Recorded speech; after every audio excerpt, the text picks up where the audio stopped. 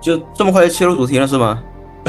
对，我也想了解一下你的这个心路历程是怎么样你们想一个过程。从什么时候开始了解呢？从你那个就是当时是参加什么那个奥数竞赛，高就中是当时好像是福州市好像是第一届的自主招生嘛，就是中考前我那福州市，然后3所最好的高中同时开了那个自主招生。然后每个学校都招50个人，然后就是面对市区还有周边5区8县，一共招50个人那种嘛，可以不用中考的。喂，就是因为对啊他数学成绩特别好才会。没有，数学我一般，理科稍微好一点吧，物理好一些，数学其实我不太喜欢。哦，对，初中我也不太数学还行，懂这个初中数学比较简单嘛，然后物理更简单，反正到后面到高中之后是物理好一些，数学其实不是很感兴趣，就学的比较少。那你是因为总分比较高嘛，才可以直接进入这个自主招生？没有，自主招生是专门自己的，有一个专门自己的考试。哦，自主招生是是学校直招，独立于中考的，我都没参加中考。哦，那我们没有这个政策，所以不太懂。对，然后当时考的也还行吧，反正3所学校都被录取了，后来就选了一个离家比较近的学校，然后也是比较好的，给人感觉比较好的学校就进去了，没想到他妈太坑了，我操！那你上高中之后都经历了什么样的一些？具体什么时候开始经历了？哎，那高中一言难尽啊，他妈的！说实在话要被剪掉吗？一开始进去还好，就是怎么说呢？小学嘛，就是反正我这边的话，小学、初中、高中，就每一所学校每一个阶段给我的感觉都是完全不一样的。小学就是怎么说呢？就大家都比较放松嘛，因为小学我读小学的时候，我就是因为学区房嘛，就是一片区域的人进同一所小学嘛，所以大家那个时候。等一下，接个电话。没事。这么晚多的这个可以剪掉。那个时候就有学区房吗？你们大有，我这边有学区房的。应该是对，差不多。你们那时候应该比我们要晚一些。对，我这边是小学，反正就是周边一片的人都去我那个小学了，大家普遍就比较放松嘛，然后就是可能纪律上会比较乱点，就是很多那种混子学生嘛，就是什么打架呀，什么拉帮结派啊、校霸啊，各种乱七八糟的都有。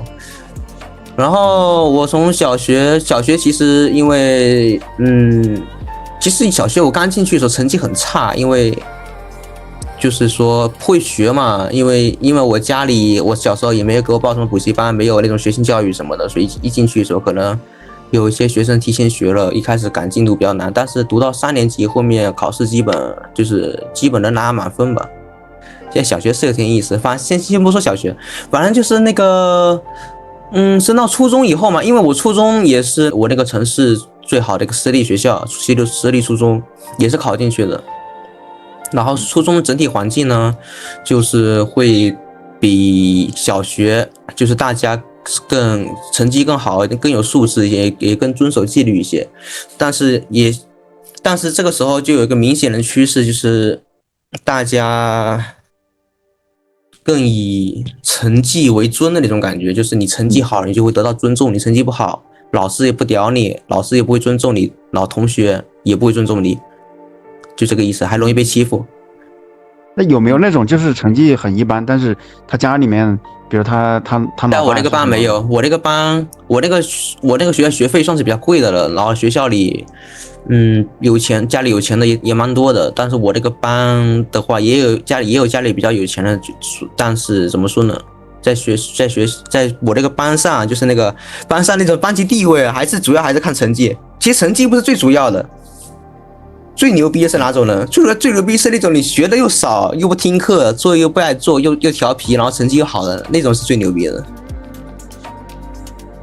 那种在班上最受尊重的老师也会比较会赞扬你那种，更欣赏你一些。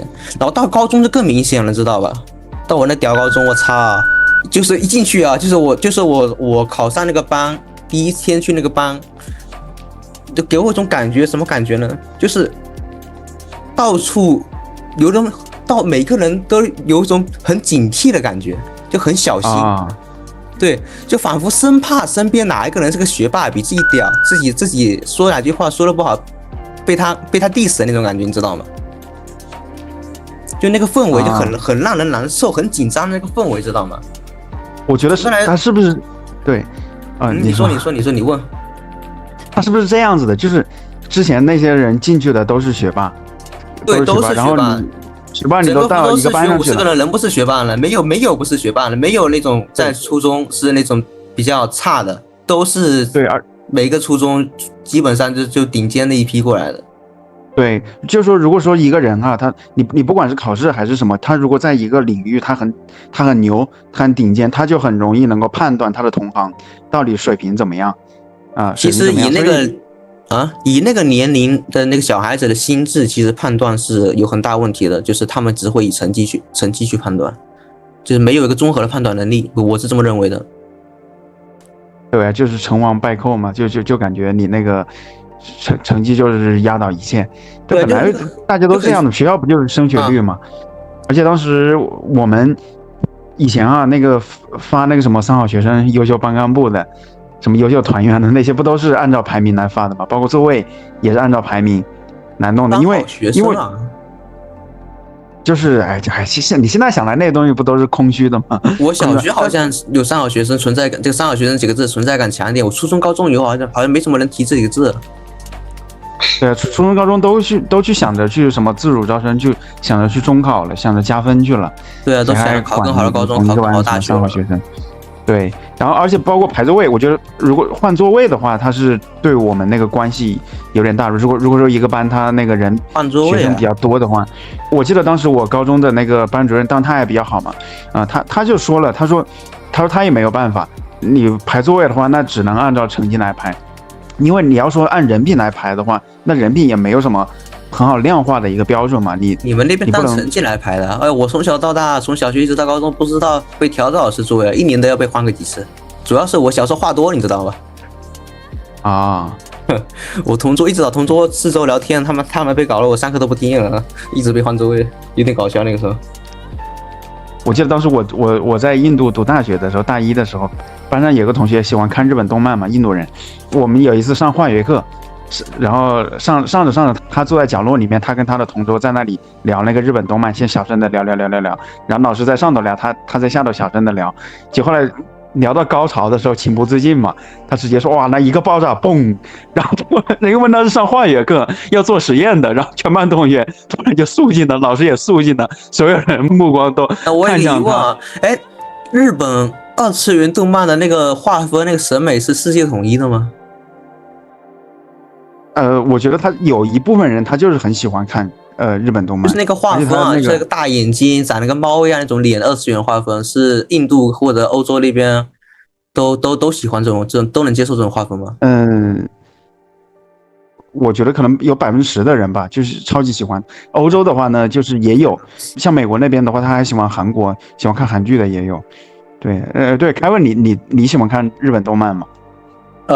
动画片的话，基本就只看日本的，然后别的都基本看不了。日本你看什么？日本呢就比较老的，以前什么妖精的尾巴呀，什么再老结界师啊，然后那些什么犬夜叉都看过，就特别老的那些。火影呢？火影没怎么看过，你就没看进去，从头看没看进去，然后后面都没看。那这几年的新番你也没看了？应该都没看了吧？再就像小时候看龙珠那些都能看一些，比较老的一些。这几年新番是越出越扯淡了。我看了降智商，我操！新的一般不太好看，感觉太降智了。龙傲天，我操，各种穿越，他妈练级系统文都来了。系统文也不知道是中国哪个天才弄出来的，还是日本哪个天才弄出来的，反正系统文都进到日本动漫里去，太扯淡了。我觉得一般好像初中数学成绩好的人，通常都很喜欢看日本动漫。是有日本，我那个初中成绩好的，也不全部啊。我想想看，我那个初中成绩好的喜欢看日漫没有？有几个比较肯学的、比较努力的，是完全不看动漫的，也有几个也有一些看动漫，反正感觉每个班都有一部分人喜欢看，有一部分人不喜欢看嘛，好像跟成绩好像也不是关系特别大，感觉。对，那就是你在高中的时候感觉到大家对成绩这件事看的就是比初中要重要的多，是不是？小学是最不看，小学、初中、高中层层递进，越来越看重，越来越那个氛围越来越诡异，我操。其实我是有同感的我也是这种感受。就是小学是最放松的，然后初中感觉就是还好吧，大家比较懵懂嘛，介于小孩子和大人之间。到了高中，我感觉就是很血淋淋的了，就是完全看你的成绩在决定我对你的态度这种感觉。对啊，没错，完全是这样子。特别是我那个班级，我那个高中哇，太虚伪了，很虚伪，你知道吗？就逮着学霸一顿夸，一顿奉承。就是说，哇，你好厉害啊！你怎么那么厉害啊？然后他说，哪有，我哪有那么厉害？你更厉害，反正很他妈恶心，听着想吐。我操，现在想商业互吹，对吧？对啊，同学之间那个互相商业互吹。还说老师他在那里捧我那老师也奇葩，他妈，待会再说。反正同学之间商业互吹，就是很恶心，就是这样子。反正怎么说呢？就是心里面就想证明我比你更聪明，或者我学的比你更好。然后表面上又得说你比我学得好那种感觉，你知道吗？就是那种很懵懂的那种虚伪感，就是没有太多，又就是很拙劣的掩饰自己那种好胜心，你知道吗？就是那个时候还不太会掩饰嘛。但是那种但是那种年龄18，那种高中才几岁，16、17岁，就那个时候就那种感觉，知道吧？哎呀，现在想起来，当时我还没什么感触，现在回想起来嘛，真恶心。那你希望大家是什么样的一种状态？就你比较理想的希望嘛。说到我希望，就是如果我能重新再选择一次高中，我会选择一个非常非常普通的高中，就开开心心的过完高中3年。就这样，我不会再进那种屌班级了，太傻逼了。老师也是，那老师也是个奇葩，我操，天天他妈的跟我们讲是吧？曾经有某个学生是吧，多厉害，多聪明是吧？学的有多好是吧？拿了竞赛拿了什么奖啊？什么天赋异禀是吧？别人什么刻苦学习学半天是吧？免段考个200多名，他呢就是学得很轻松，然后轻轻松松碾压其他学生，反正都是天天讲这种故事，你知道吧？我不知道他讲的故事意义在哪里。他讲这种故事意义在哪里呢？打击我们吗？那我们觉得自己天赋很差吗？因为我都不知道他意义在哪里。为了投射出一个学神出来，然后让你们自己打击我们自信心呗。我都不知道他目的是什么，很奇怪。那个老师也是挺年轻的，30出头。那个时候我初中到30出头，感觉也是他妈天天喜欢在那搁那吹牛逼，他妈也估计也是不知道自己在干嘛。所以说一般其实当班主任呢，最好是说自己的孩子能够长到15、16岁。对啊，他都没结婚，孩子都没有，都不会教小孩了，就来当班主任了，教我们这帮高中生了，太扯淡了。对啊，那他那种人的话，他其实他本身也比较单纯，他就是也比较，你说的好听叫有事业心嘛。那事业心就是 KPI， 就是学生的那个平均分到升学率了。他就是那种师范大学刚毕业，就是从一个象牙塔出来到另外一个象牙塔里去的那种老师，你知道吧？也没有在社会上经历过什么，也不懂得教书育人，什么都不懂，就是单纯我的高中老师数学老师，他就是单纯的数学能力强，其他他妈屁都不是，什么都不懂，就是会做题，就是会考试会做题，但是他就是数学厉害，其他啥也不是。哇，二逼来的，开过好像想就骂来，妈还针对我操，越想越气。就是我理解的，我感觉就是老师他有的一些老师不那么善良，然后他可能有点那种歧视的那种感觉，就是因为我自己也经历过嘛，就是就是能明显的，倒不一定说老师年轻就一定差啊，有一些老师也是很可怕的，分别心很强的。你学习不好，他对你的嘴脸就是有一定色彩的。能感觉到他这种对学习不好，就是感觉你好像就是说让他丢脸了。这种老师其实我觉得每个老师多少都会有，但是我又想起我那个初中老师了啊，真是个人才。就是我那个班嘛，我初中是数学班嘛，也是考进去的嘛，也是考到那个初中之后再考进那个理科班数学班的嘛。就是有一个孩子嘛，名字我就不提了，姓王，他当时考进去之后，他当时考进来成绩是蛮靠前的，但是他考进来之后很贪玩，上课不听，回去不做作业，就天天在那上课看小说。然后呢，我那个数学老师嘛，就是一开始我没有反应过来发生了什么，后来现在回想起来，就是我那个老师经常的当着全班同学的面，就是夸那个不爱学习那个学生，就怎么夸他呢？就是说，这位同学是我见过有史以来最聪明的同学，只要他肯，别看他现在不学习，只要他一旦进入学习状态，他立刻会超过你们年段所有人，就天天这么夸嘛，就天天这么夸。然后我那个同学呢，就那个姓王的那个学生嘛，因为他都小孩子嘛，他越听越高兴，越听越高兴，越听越觉得自己厉害，越听越不学。结果后来他中考考得一塌糊涂，后面也是初中读完就没读了。很聪明的，确实是聪明，我跟他交流过，感觉得出来。但是就是我跟他想深度交流的时候，他有点抗拒我。他那种抗拒是哪种抗拒呢？自傲，你知道吗？头脑绝对是及格的，绝对是过线的，但是就被那个老师捧杀了，他妈后面屁都不是，太恶心了。那个老师很明显的捧杀，非常明显的捧杀，当着全班同学面每隔一段时间都要这么捧杀过一次。我现在回想起来就觉得有点可怕，你知道吗？人面兽心，我感觉当时那个数学老师很恐怖。哦，你这比电影情节还离奇，我觉得。就是捧杀那个场景，你知道吗？因为我那个老师嘛，初中做的数学教材就是我当时那个数学老师出的，他当时在我这个城市那个初中那一块啊，就数学老师那块也是小有名气。他当时那副嘴脸啊，就是非常用那种演讲的口气，你知道吗？振振有词，非常振振有词那种口气，用那种语气非常郑重的夸奖那位同学，捧杀那个学生。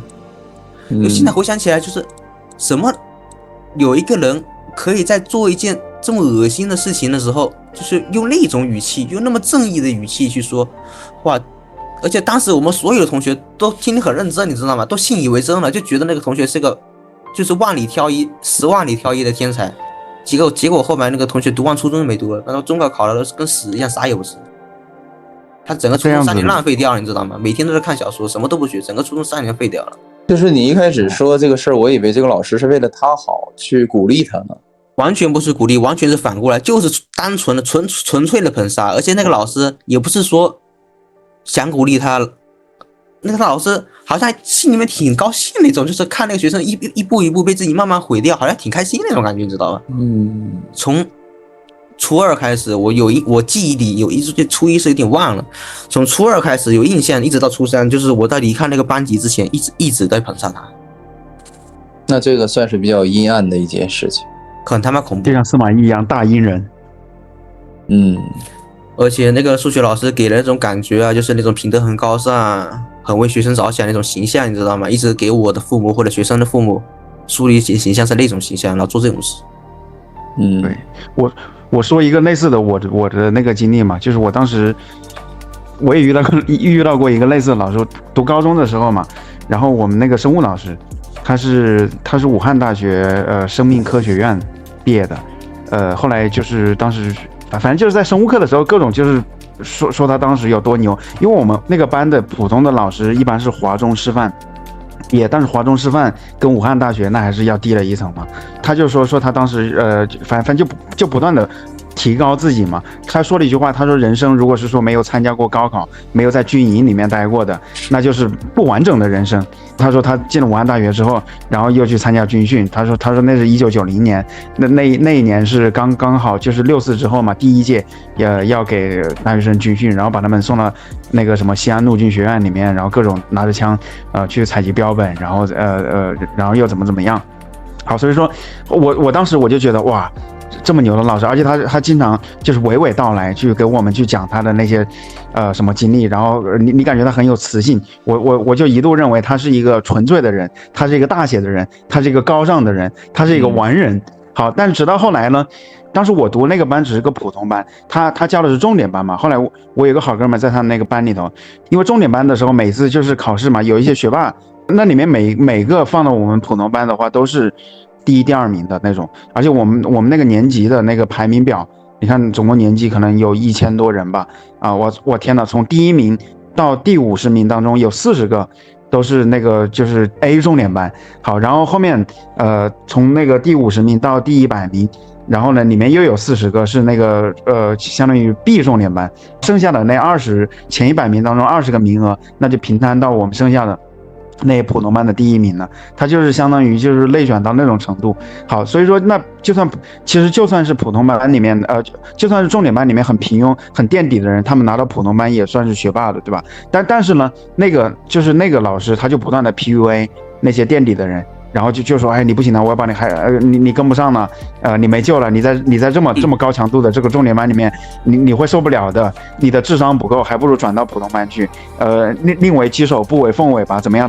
好，然后但是实际上他 PUA 的那个目的呢，就是让他家里给他去送钱，或者送那种很贵的几千块钱一条的那种什么烟，对吧？然后他再转手给卖掉，他又不抽烟的，他就是 PUA 人家。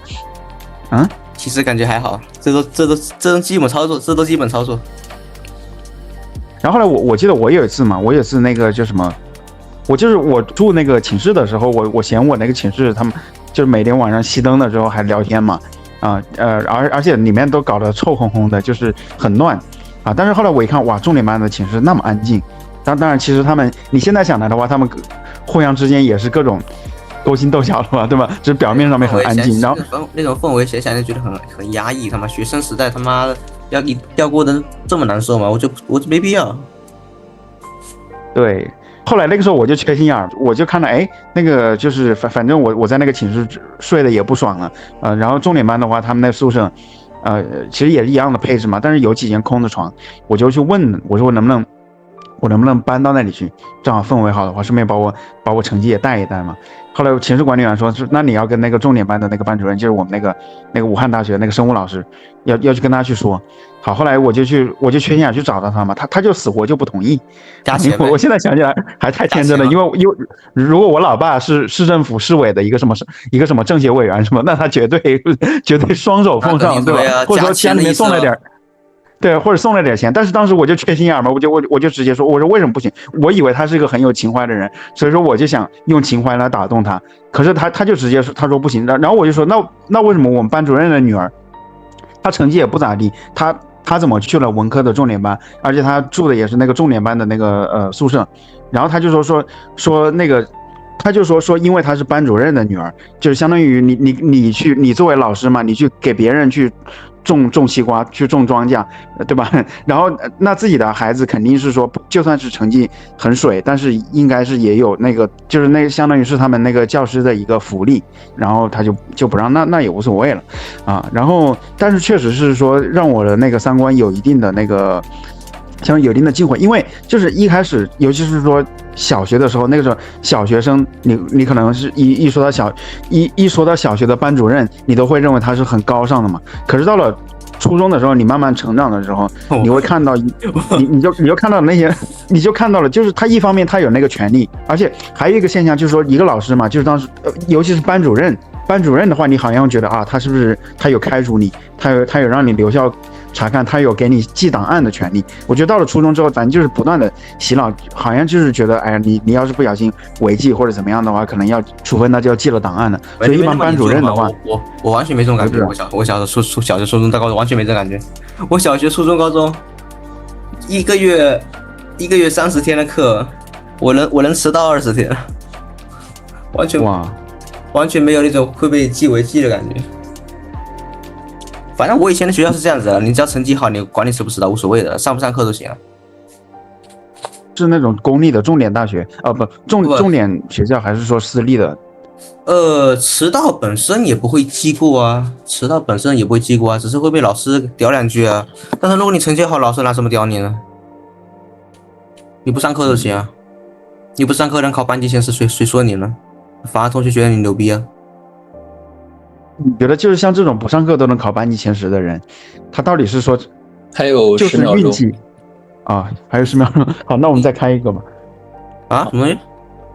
那个有时间限制，超过2个人就有限制。喂，是没开会员嘛？开会员应该没限制了吧？对，会员很贵的，一年要300块钱。我觉得大概8月份开始的话，我来掏这个钱。不用，因为它有限制还好，有个节点，要不然就无穷无尽的发散下去，也受不了。对，而且我发现其实一般就是我们这一次聊2个小时，其实是最好的。如果超过了3个小时，那后面可能那个注意力就有点不集中了。对，那到你聊天有切重点啊，我靠。对，所以我就想问嘛，就是你觉得像那些就是中学的时候就是不怎么努力也能够考到前10名的那些人，到底是说是总的来说分2种吧。一种是反正基本上哦，你不怎么努力都要考得好，你头脑不能差就是，你头脑差的话，你再怎么装不了的。分2种吧，我大概就感觉分2种，一种是装的，就是表面上学的漫不经心，实际上背后学的挺认真的；一种就是那个真的就是天赋非常好的。他这个到底是说通过后天锻炼的，还是说他前世累世的修行？这一世就是点到了小镇做题家。曾经我也以为数学、物理、思维能力是可以锻炼的，后来发现他妈这玩意就是天生的，没什么好谈的。我也觉得是天生。我在高3、高2的时候啊，那个时候我参加物理竞赛嘛。怎么说呢？说2个人吧，有一个人是我数学老师天天吹嘘的，我在上高二上一半的时候，他那个学弟是高1刚入学嘛，我那个数学老师就天天逮着他夸，逮着他在我们全班面前吹嘘他，说他有多出名多厉害。那个人确实是一方面啊，就是天赋异禀，数学方面天赋异禀，然后就是他家里的环境，他爸他妈都是数学方面的教授或者老师嘛。他在高1的时候就已经拿到了全国，你们那边应该也有吧？就是什么杯，就全国数学竞赛的金牌，反正整个也是高1、高2、高3一起就是参加同一场考试嘛，就是没有分高1场、高2场、高3场，就是高1、高2、高3一起去参加做同一份试卷嘛。他当时就高1刚入学就拿到了金牌，全国数学竞赛金牌，然后全国好像多少个人才有金牌，好像全国前多少忘了，20还是多少，就挺离谱的吧？就真的就是数学天赋吧，天赋加上环境加上对数学本身专注跟热爱，我只能这么说吧。反正你让正常，你比如说像我这种，你让我去做那些数学题，哎呀他妈做的他妈人做傻了，做崩溃了，我操，做不了的。你没事干，哪里能做那么无聊的东西？是不是？你正常人可能会像我一样，是吧？有一部分人可能会像我，觉得数学这东西是吧，就几个数字在那蹦来蹦去、算来算去，挺无聊的。但是人家就能把它当成一种乐趣，专注去做那个东西。反正我觉得像我这样的人是做不到的。但是我觉得像英语的话，那这个东西是可以靠环境来锻炼的。英语这东西也有天赋啊，有的人有语言天赋，有的人没有啊。像我就没什么语言天赋啊。像我就语言天赋就比较差嘛，你让我学方言是吧？你让我学英语，其实我都是比较差的。有些人就是天生语感会比较好的，这都是很多的。比如很多女生英语就很好啊，他们做英语试卷啊，做完形填空啊，是吧？做选择题啊，是吧？都不记语法的，是吧？全凭语感，是吧？我这个语言绝对是有天赋的。对，像我这种还记语法的，还背单词都背不下来的，跟人一样嘛。人家一份英语试卷，2个小时的，半小时的交卷了，还能考几乎满分。像我这样的做累着累活，做了快交卷才做完，也就考个那种，还会被扣一些分数，不一样的。我记得我高中的时候刚上高1嘛，英语的话150分的满分，我只考60分，90分及格，我只考60分。那你然后做那个什么阅读理解啊，对啊，然后做了什么阅读理解、完形填空啊，哇，真的是看不懂嘛，而且时间也不够嘛。好，然后后来那个时候我一度怀疑自己，哇，是不是这辈子也学不好英语了？到底怎么回事？直到有一天呢，我一个寝室的一个室友，那个室友他是个奇葩，他总是有各种奇奇怪怪的书。好，然后我就随便拿了一本，上的是李阳疯狂英语嘛。当然他并没有讲什么英语的语法，他主要是攻心为上，他就说我们中国人一定能够学好英语，只要使劲的读，读到那个头晕眼花、喉咙痛，读到腰酸背痛、腿抽筋，读到这种状态，你一定能够战胜自己。就是看了那本书之后，我自己心里面内心有一种原始的一个动力，我相信我是个能够学好英语的。然后有了那个信念之后，我就每天早自习的时候嘛，我就读了很快，我那个就是把那英语的那些，就是课本上面的那些短文，把它读得很快，然后生单词我就在旁边标记出来嘛，中文和它的那个发音和它那个什么形容词还是动词哈。好，然后就过了2个月的时间啊，真的就从60分升到了那个就是100多分，所以我就觉得就是当然就是说从那个怎么说你从优秀到卓越那是超级难，但你要从不及格到及格的话，这个是可以通过后天的锻炼你能够提升的。这个说白就是你积累词汇了，努力肯定对一门学科成绩是有帮助的嘛，肯定是有效果的嘛。但是跟有天赋的人比起来，就是那个效果那个程度就不一样。人家可能一天学1个小时，学1个月，那个效果你可能一天要学4-5个小时才能赶得上。对，效率不一样。对，效率不一样。这个在学习任务越轻的环境下，可能区别不，那个可能给人感觉区别不大。但是你一旦学习压力大起来，学习任务重了，这个其实差距会越拉越大的，这东西。对，对，所以就是说小学只要是说你好好上课认真听讲，回去把那些也不是很多的家庭作业给做完，那肯定成绩绝对很好。然后初中的话呢，那其实小学有一部分人天赋已经是挺烂的，真挺烂的。反正就是他们的那个数学，他们那个逻辑能力啊，他们那个理科这个能力啊，反正就挺离谱的。难以想象离谱那种人也有，而且挺多。可能在你们不断学历不断提高的过程中啊，不断被筛选掉了，所以你们可能就觉得那种人就是比较少见。其实很多，就是那种对数学逻辑这方面一窍不通，怎么讲都讲不明白那种人挺多的。对，这很正常，就是天生的。对，就天生的天赋嘛。像我妈就经常跟我讲说，她那个除法到现在她都没想过，然后我就真的现场教过她，然后她真的就是听不懂，你就没办法。她说她乘法会，除法她就是不明白。是啊，天赋这东西是吧？一出生就决定了，也不知道是因为什么，是吧？是不是基因啊，什么乱七八糟说不清楚。反正对了，为什么你一说除法，我想起来。我学习最大的短板啊，并不是说悟性这方面啊，我是专注我的专注力是我最大的一块短板，这我只能短时间去专注一个事情。明白。我的专注是我最大的短板。就比如说我去听物理竞赛课是吧？我当时我的几个玩伴嘛，高中几个玩伴一起去别的城市嘛，去参加那种他们那种他们那个大学的那个物理教授啊，什么乱七八糟教授的讲座嘛。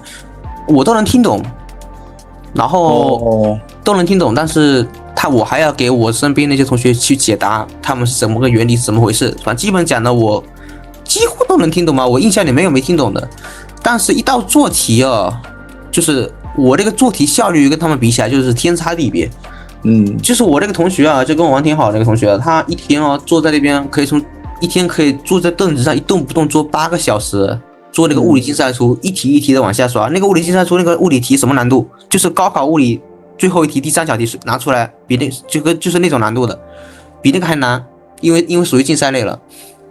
然后就是可以8个小时坐在那一动不动的猛刷，专注度非常非常高，可以一题一题的往下做在那8个小时动都不动的。但是我的话就是做一题就不行了，就坚持不住了，就那种感觉，你知道吗？明白。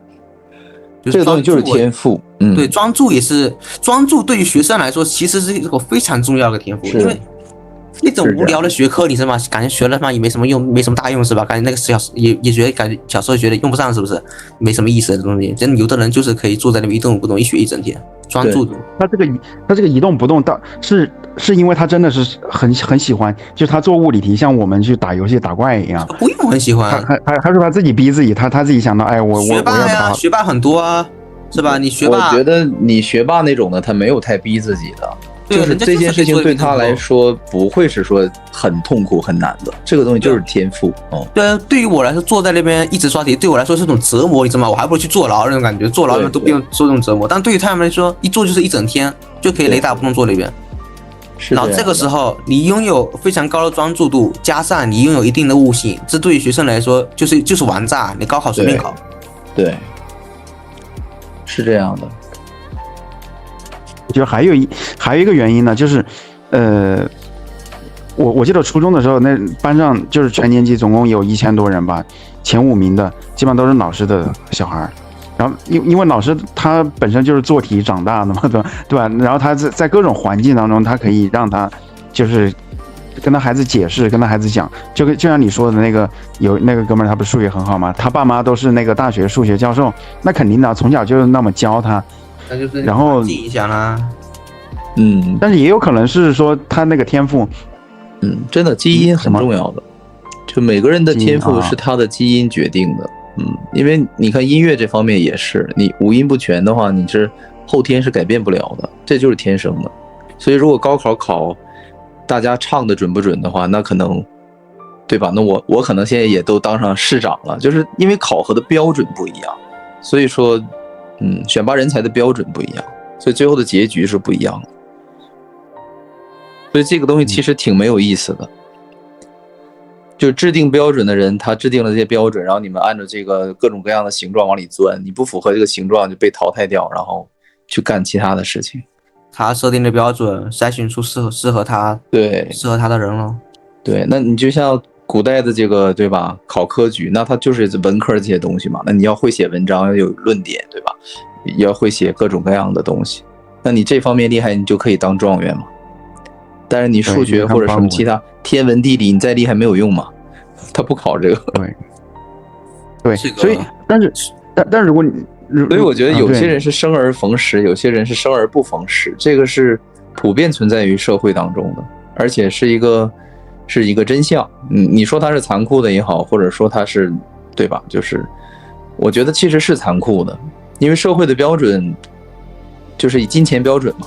因为你所有的学习、学历这些东西会决定你未来的收入啊、社会地位嘛、阶层，所以说它的结局是血淋淋的，是很残酷的。这年头学历决定阶层，这个在我们上学期间的话，老师是给我们灌输这样一个观念的。我的老师可没光是给我灌输这个观念，我的老师天天跟我说，你们学习好以后就是精英，从来没跟我们说过学历可以改变阶层。现在学过来了，也好像发现也还真改变不了阶层。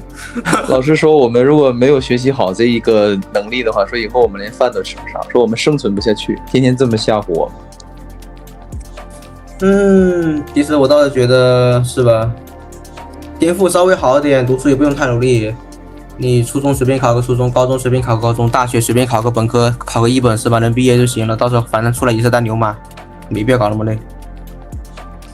我觉得普通的学习好是改变不了阶层，但是我觉得顶级的学习好是可以改变阶层。顶级的学习好，对，就是学习好，那也分不同的程度吧。大部分顶级的学习好的人也是给现在的老板去打工当牛马呀。对，从概率上是这样的。大部分对那个顶级，对是这样，顶级的学习好，我就举个例子嘛，像英国的那些大学不是搞 QS 排名嘛？但是我告诉你，除非你是牛津剑桥的，剩下的那些学校跟牛津剑桥比的话，其实都差别都差不多，我明白那种感觉。对，所以说得顶到一定程度，才有那个希望，有那个可能性。你要是不是顶级的，就连希望和可能性都没有。那他顶级到一定程度，他的出路是怎样的出路呢？这个我还从来没想过，没有个画面，他真的很顶级，他能怎样脱离阶层呢？我可以给你说一下他是怎么样出路，像萨格那样吗？你不是看到吗？他可能本来是他并没有脱离阶层啊，他其实已经脱离阶层，他的那些同学都是。他的那些发小基本上都是摆地摊的，或者是做小卖部。那你说这脱离阶层，无非就是从一个摆地摊的变成那个打工的了。我感觉跟自己变成白领经理的这个对生存状态来比较。比如说，就是农村家庭，然后考上博士了，最后能到医学院里，对吧？当一个主任医师，然后最后能有一定的所谓的社会地位吧。那对于他本身的出身来讲，他就是改变了阶层。对，他只能跟自己去比较。对，你要是就收入来说的话，你看他那印度的，当然我们说的是我的一个印度的一个朋友嘛，他在印度的一个3线的一个小县城长大的，好，然后如果是说他没有考上来的话，就跟他那普通的那些发小就是到了初中高中毕业之后就不读了，那人在印度的工资呢大概就3000人民币左右，但是呢，因为他考出来，他到国外，然后他来了爱尔兰这边进了这边的学院，跟那些有了更高的收入、更体面的工作了，更高的社会地位了。对，你要但三哥现在不是也是当牛马当烦了，想去当老板了吗？现在不是吗？对，所以只有当老板才能改变。你又说出了那个真相嘛？哎，我真的这些东西他们都，我真的觉得你当上老板，你手上有一定的钱，你有一定的资本，这才算真正的脱离阶层。反正我觉得摆地摊也不一定挣不到钱啊，你打工的话也累啊，也是给别人干活，也是以时间为单位出卖自己劳动力去挣钱啊。对，他是不想给别人打工了，他想做老板，他想做生意，他想有自己的资本。我觉得他真的能做成的话，才算真正脱离阶层，否则我就感觉还是活得挺辛苦的。同样是活得很踏脚板，仅靠学历的话是改变不了什么。所以我就想说嘛，同样是活得很辛苦很努力，如果你把那个方向放那去拼学历，去拼精英然后去有的人境外适合拼学历，有的人不适合拼学历，但是并不代表你不适合拼学历的人他就做别的事挣不到钱。是的，对，就是这样子的。然后你要问那些就那学历很高的进的那种很顶尖大学的人，他们是一个什么样的状态呢？我告诉你，因为我接触过嘛，我这边的这些就是在爱尔兰3一学院的同学，基本上就是2条路。第一条路呢，就是那个到外企里面去，然后去拿那种年薪可能70多万吧，就是一毕业出来就有70多万往上走，甚至说有150万的那种人民币，在外企去做那种高级工程师了。好，然后要么就是去读博的，但是读博的话，你当个教授可能工资也就5000多欧元吧，5、6千欧元，也不高啊。但是就是很体面，你说出来之后很体面，而且教授一旦当上了，那就是终身教授，你可以无法无天，你怎么样？你把你学生全部都挂了，你不好好讲课，你只要那个就是那个 KPI 什么那个论文，你该交的话，你没有人能够说你任何，就相当于对就进。对，然后但是最牛的就是那些他家里面，一般那种成绩好的，可能都在那种1线城市，我说的是全世界的1线城市去做高级的打工人，做一个自豪的打工人。好，但是家里有关系的话，那直接给他安排工作，一出道那就是那种管理层，然后是啊，其实对。因为我家里条件其实也是普通嘛，我接触人各方面环境接触各种东西也有限嘛，反正我感觉就现在给我的感觉，我有种猜想，就是那种管理层他们好像就是头脑啊，或者说各方面能力这一块，可能真的并不会比他手下那些打工的人会强，甚至有时候比他们还不如手下那些打工那些他们能力强。这个很普遍。不过那些打工的好像他们上升的空间完全被阻断那种感觉。对，就根本不给你机会，你知道吗？就是这样子的。他总共80%的大蛋糕被那些所谓的那些家族，因为他要么有个好爸爸，或者说他娶得好，嫁得好，干得好不如娶得好，对吧？然后剩下20%的给那些高级的打工人，让他们去拼。但是因为那些人你跟我不是一个家族的，只有说你能够干到别人干不到的活，你有别人没有的技术，不是他们家族的人，就是不是他们的人学会了或者给到你资源就有一定的风险，你这个人会跑，会背叛他们。所以说现在那边是吧，我们这边潮汕啊，或者一些其他地方人做生意啊，是吧？一个人发达了，也是带着家里人一起挣钱，也不会去说带外人。因为带外人只是让他多个竞争对手而已，对他并没有好处。明白了。就他们福建那边做生意非常厉害。我就福建的呀。对，我知道你是福建的嘛。但是我是福州市里的，我这边我市里他妈全是牛马，天天往写字楼里钻那种。我这边可能是就是靠沿海一些地方吧，长乐啊、福清那边人做生意会更厉害一些，都是一个人运气好发达了，然后找到生意的路子了，就带着家里人一起做。对，反正因为家里人，我们因为你跟家里人一起做茶叶的，然后他就福建人，就是非常有头脑。对，那边的人确实做生意非常厉害。是啊，我都没找。我家这边反正我家亲戚这边是歇逼了。我妈那边的亲戚，基本都歇逼了，然后我爸那边的亲戚有一个好点的，其他也都歇逼了，然后其他都去国外了，没什么好说的。我这边对福建那边有钱的特别多，我觉得跟他们的头脑有直接的关系。所以说你们那边，我觉得不应该是以学历作为说可能最看重的东西吧。没有，福州的本科率好像是50%吧，广东的本科率30%。其实广东人对读书这块更放松一点，也是很重视的啊，也是蛮重视的吧，因为反正重视。福建省本科率是福建省有一个天然的优势就是那个分低嘛，高考分低。我当时怎么回事？因为我是高二读完就没读了嘛，我高二读了一半。读了半年就没读了，然后在家里面打了4年游戏嘛，反正就是不爱读，就是那个时候小时候嘛，电脑游戏爱玩嘛，就打了4年游戏嘛，但做了2年代练嘛，然后就高考，然后就去那个参加高考裸考，彻底裸考，还能给我考上个本科，然后结果本科他妈读2年也不爱读，然后被学校训退了，就大学毕业证没拿到，反正这么回事。是啊，福建高考分很低啊，才多少分啊？本科分才多少分？我当时好像是考了个460分就本科了。你要去河南那边，他妈500多分，520才能本科，500多分才能本科，差几十分。520，那510还只能读那个什么职业技术学院呢？我天哪！对啊，我460就本科了。他这个什么所谓的本科率，那都是那种设计出来像科举一样的那个游戏。我跟你说一下，科举分省的，每个省的那个本科这个分数线不一样，但是他考试那个卷可能还更简单一点。但是你中途放弃一段时间，然后再重新捡起来再考，能考400多分，我觉得也不算差了。还好吧，高考卷我觉得我就做了个选择题嘛，就是基础还是不错的嘛。我其实基础是比较烂的，我是那种天生考试会比较会考试的那种人，你知道吗？对，就是比如说我学习成绩其实只有70分，我能给他考到80多分那种。那这也是一种能力。那没什么用啊，这题目他妈的，就是会考试了。我们学的题目特准，你知道吗？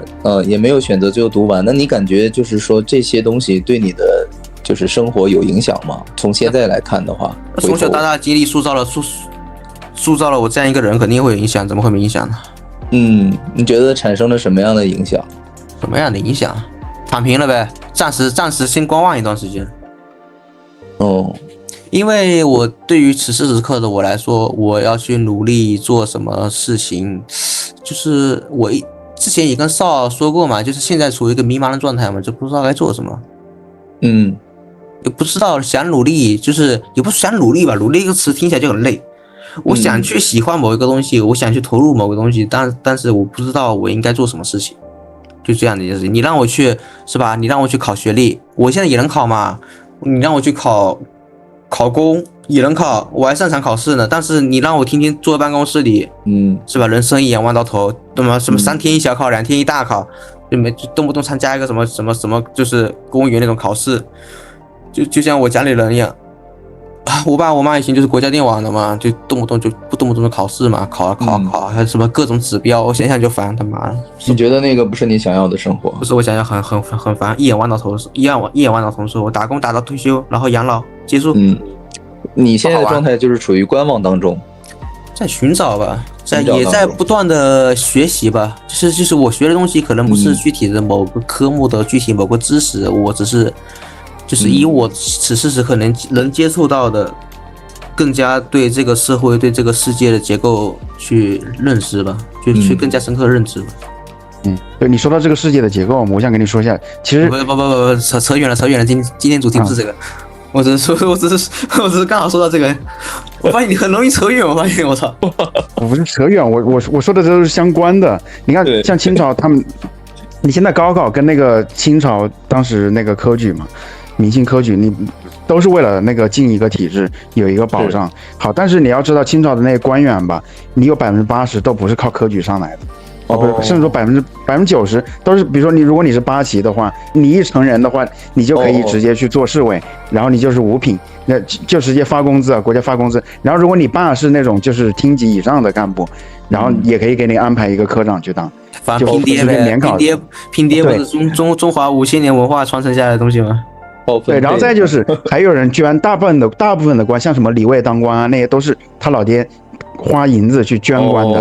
但是通常情况下，有时候朝廷没钱了嘛，他出来很多名额，比如说一些县令，但是呢，你可能每年真正退休的县令能够补出来的一个职位只有一个，但是旁边有60多个花钱买了县令的，然后呢，他们都是候补县令，他们相当于就是见了官员的话，不用下跪，有那么一个地位。但是如果他想真的当上县令的话，他可能又要花更多的银子才能够给他补实，所以说。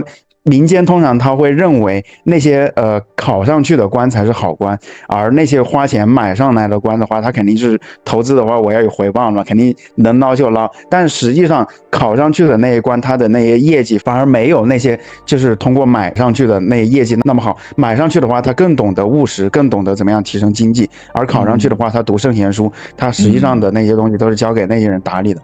所以我想说那么多，就是他真正一个大蛋糕80%都是被那些既得利益者给他拿走了，然后真正寒门他唯一有能力有实力能够上去的就是科举，因为科举这个是相对于公平的，但是实际上你所有人都是真的那么5%、10%的那么一小块蛋糕，现在也是一样的。你有钱人的话，他直接要么送出国，或者说他花很多钱去请家教然后给他去读什么或者说想起来一件事啊，那天我就是那个牛油果那个服装那个老板嘛，他就说他有个朋友，他有一个客户还是朋友嘛，也是一个老板嘛。他那个孩子，他那个成绩就是纯粹用钱砸出来的。补习班天天补，1对1的补，1个小时2000块，读到高中花了他妈的快500万，就是1对1硬补，然后后面砸成绩500万了。500万就是他是读国际高中还是读国内的重点高中？一对一私教，1对1的那个补习，就光这个1小时2000块，读到高中砸了快500万进去，我都不知道怎么砸了，是500万还是几百万忘了，反正是以100万为单位的，然后后面给他砸到清华去了。反正这年头他妈，除非你是他妈超级无敌努力专注小镇做题家，是吧？你其实父母有钱，你也能用钱给他成绩硬砸出来的，只要孩子肯配合，是吧？对，你要说这个砸的话，我可以说一点，还有一点，为什么你看像什么省会城市，或者说北京的，他怎么那么一个班上出那么多清华北大？他那个好像我听说是好考吧，反正北京是北京户口的。为什么好考呢？因为他们的那些老师就是参加高考命题的，所以你参加高考命题的老师，我肯定知道那大概率会考哪些东西呢？那我就直接对症下药来教学生要考的东西不就行了吗？但是呢，像那些4、5线城市的小县城的老师不知道，那就怎么办？那你全部都靠蒙。我所有的你们这些几十张卷子都去做吧，所有的东西都去做吧，或者说有一些老师他稍微有那种你说什么？反正教育资源很重要咯，他这个就所谓的教育资源了。他这是综合的，但是他们那些大城市学习很卷的，就是都有关系，分数的优惠也有，然后但是北京那边学生也本身也很卷，所以说是啊，这个东西就是综合的反正一切有优势的东西，反正什么东西都有利于他们，什么东西都有利于他们。对，他们越综合，他们优势越大。不一样。你想想，在北京的那些都是精英家庭，所以父母的条件基因本身就不差，所以这个东西是一个很综合的、很复杂的体系。越综合越复杂，越有利于他们。是的，因为对他们都是有好处的。那我清华毕业的，我也想找一个北大的或者同等级的，我不会找一个小学文化的结婚，然后生下一个孩子，对吧？那会影响我的，是不是？这个东西很正常。那就算他不是，就算他是一个，比如说他在1线城市经商是吧，是个大老板是吧，手里很多钱，他就算他孩子不配合是吧，不爱读书，他考不上清华是吧，他给他送到国外去镀神经回来，不也跟清华差不多？对呀，也是高学历了。比不上，我告诉你，清华还是牛一些的。像如果是国外的话，除非你是说像什么哈佛那些剑桥的本科，你要是帝国理工的博士，那都比不上剑桥。不，说错了，帝国理工的博士都比不上清华。就是说你要读就读那个最顶尖的。你说的如果去韩国学历的这个是去别的公司应聘那个意思吗？就清华学历含金量。他说的是含金量。含金量去别的公司应聘，这本学历的含金量是什么？对。找工作的如果是别的公司找工作，这本学历含金量是什么？那他不找工作不就好了吗？对，去他爸手底下的公司打工不就完事了？对，所以他说的是另一件事情，你们俩没聊到一块儿去。好吧？我知道少说的是学历的含金量，在中国对清华或者在其他国家清华这个学历的含金量。那我的意思是，他去外面读神经，回来继承家业不就好了嘛？是的，人家只是要一个面子而已。对，含金量也不重要的东西。对对，你想想，如果是说你去走那条设计好的道路，同样都是很努力，同样都是得拼，那与其是说最后去拼到了学历，然后拼到了进了一个大公司，最后当高级牛马，那不如把同样的那个努力放在创业，我打造自己的公司上头。创业不一定能成功啊，这年头，而且现在中国环境那么差，中国经济那么差，什么这年头创业10个9个在亏。这是一个选择吧，我觉得你不能说哪一种更好。如果说有一种更好的方式的话，那另一种那就没有人去选了，对吧？这个东西每个人情况不一样。是啊，每个人情况不一样，每个人天赋不一样，每个人喜欢的东西也不一样。有的人就适合读书啊，就适合搞科研啊，是吧？你让他去做生意，他反而做不了。而且有的人是求上限，有的人是求安稳，就是每个人想要的东西不一样。是啊，什么反正这屌社会，他们什么人都有就是了。每个但是为什么那么多门路是吧？对，所以说为什么当时中学的那些中学生都那么的不快乐，就是因为他那个标准都是单一的。你不管是说，还不是因为7、8应试教育啊，这个东西都不想谈了。我操他妈，读书他妈所有的学生都必须读屌书，又不是每个人都适合读书，那非要把人他妈还不如坐牢的比这轻松，有时候坐牢的比读书快乐。我操，坐牢他妈起码才缝纫机是吧？而且听说前2天看抖音，坐牢他妈还能学建模，我操，真的牛逼。什么建模？坐牢学建模啊，他不是以前说坐牢里面踩缝纫机吗？现在改了呀，改成坐牢那些牢犯啊，在电脑上学习建模。建模型、游戏模型。已经越来越高科技了。对，越来越现代化了，已经不学习高科技。说不定人家坐牢做10年出来，还精通一门手艺嘞！我操，人家你在里面坐牢，人家那些里面那些警察是吧？那些狱警还得负责是吧？你在里面坐了10年牢，不能白坐，你出来也得有一门养活自己的手艺，否则他妈不是又得去抢劫了？养不活自己不是又得去坐牢了？不又得回去了？所以我感觉张同学其实还是比较人间清醒的，他比较明确自己的想法、自己的需求。我是明确自己的想法跟需求，但是我现在他妈不知道自己该做什么，很无聊。我这每天，我刚才跟你们聊天之前在跟另外一个人连麦打游戏嘛，我打一半忽然烧个信息发过来，我忽然想起来这件事，我操。但是在我看来的话，我觉得其实是挺正常的一件事情。什么情况挺正常的？就是你现在的整个的状态啊，包括你人生的这些经历啊，而且你每一次做的这个选择，在我看来是很正常的。我做的选择现在已经是以前我曾经你让我做比如小时候是吧，故事听多了，幻想多了，会想自己多牛逼，只要自己肯多努力，就能得到一个非常好的结果，我可以成为人上人，我可以超过别人。但现在就是我做出了选择，就是几点吧。第一就是符合自己的兴趣，第二就是不会让自己感觉到很累，第三就是让自己舒服一点，就是反正就是顺从自己内心的一件事吧，就是能让我觉得舒服啊，就是不要做他妈就是让自己觉得恶心的事情吧。我觉得你就是越说越到点子上了，已经。怎么点子？就是说的这个价值观，我觉得还是挺舒服的。对于我来说啊，就是舒服的价值观。我的价值观就是舒服的价值观。有的人价值观是吧，逆流而上是吧？对，逆天改命那种，就是非得跟命运搏一搏。我就是怎么呢？他比较厉害的一个点啊，就张同学厉害的点就是他非常的真实，他一直在真实面对自己的心，自己心里的声音。有一段时间，就是这几年我在空闲时间，我一直在内视自己是究竟是。其实我现在都搞不懂自己究竟是个怎样的人，自己究竟喜欢怎样的东西。我发现人性，特别是每一个人。等一下。人性每一个人，其实每一个人一出生就涉及到灵魂是吧？每一个人一出生，他灵魂他不一样嘛是吧？他每个人对每个人的命运，他出生不一样，他喜好的东西不一样，决定的各种各样决定他每个人他命运不一样，他可能这一生走的路，就是他走的路啊，感觉就不能违背自己的命运去走一条完全走不通的路那种感觉。是。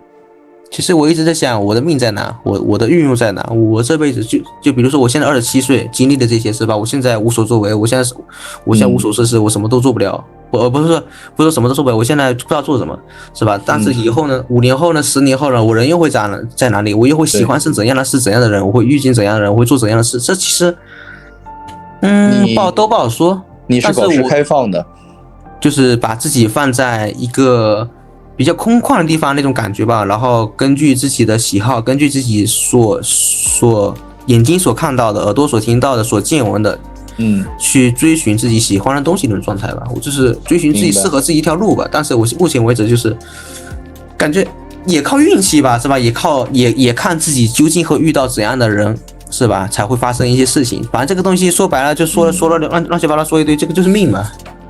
能听懂。就是我觉得你非常尊重你自己。我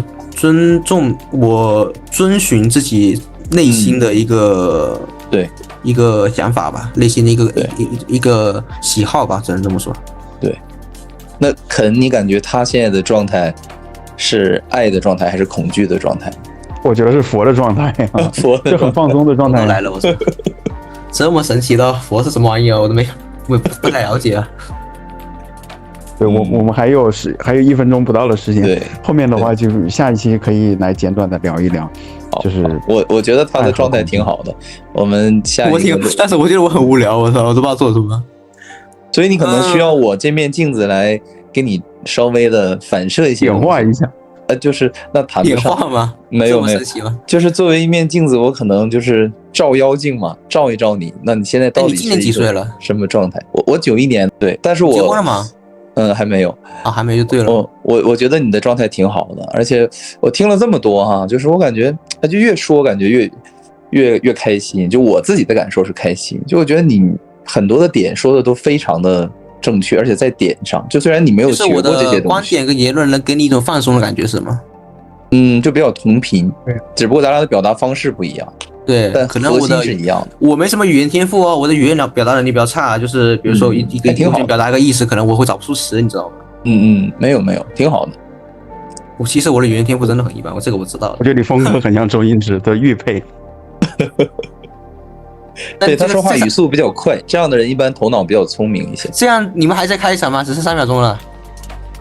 张震他是很传奇的一段经历，他之前在福州，他中考都直接保送啊，自主招生，然后全是前50名。但是到了高中之后，他因为经历了很多事情，然后他就开始就是相当于看透了天机吧，有一定的那个。另外那个哥们怎么称呼呢？你叫我凯文就行啊。Kevin 是吧？凯文。他现在 Kevin 是在哪里？我是在辽宁大连。对，是不是大连人民都很怀念薄书记？对，他贡献比较大一些。哎，对啊。怎么突然就静默了？反正随便聊，反正随便聊可以吧？到时候剪了，是吧？对，对啊，就像我们朋友聊天一样。好，非常感谢啊！我们会在下周更新，请订阅支持一下吧，让我们幸福喜悦吧。